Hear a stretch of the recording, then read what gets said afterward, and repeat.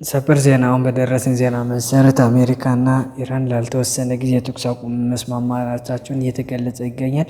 በመሆኑም ይህ ስምምነት ከፍተኛ የሆነ ስኬት እንዳለው እየተገለጸ ይገኛል። ይህ ስኬት ተከትሎ በሆርሙዝ መከፈትና እንዲሁም የአሜሪካ የጣለችውን የባህር ላይ እገዳ ማንሳቷን እየተገለጸ ይገኛል። ሆኖም ግን አንድ ስጋት አለ። እስራኤል በዚህ የተኩስ አቁም እንደባለፈው እንዳትጥሰው ከፍተኛ የሆነ ስጋትና ፍራቻ አለ። ይህን ተከትሎ የፓኪስታን የአደራዳሪነት አቅሟ በከፍተኛ የሆነ የዲፕሎማሲ ስኬቷ በዓለም ላይ እያሳየች ትገኛለች።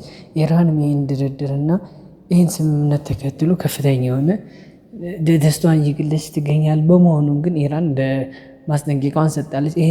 ይሄ ስምምነት እንደባለፈው ሊባኖስን አጠቃል የሚባለውን ነገር አልስማማም፣ ሊባኖስም ሆነ የመን አንዳቸውም የኔ አጋር አባሮች እንዳይጠቁ ብላ ከፍተኛውን ማስጠንቀቂያ ሰጥታለች።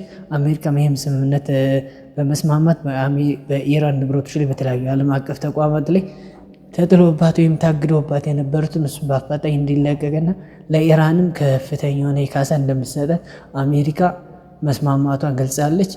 ይህም ተከትሎ የነዳጅ ዋጋና እንዲሁም የሸቀጦች ዋጋ በስቶክ ማርኬቱ መቀነሱን እያሳየ ይገኛል። አዳዲስ መረጃ እንዲደርሳችሁ ላይ ፎሎ ሸር ማድረግ አይረሳ። መልካም ቀን።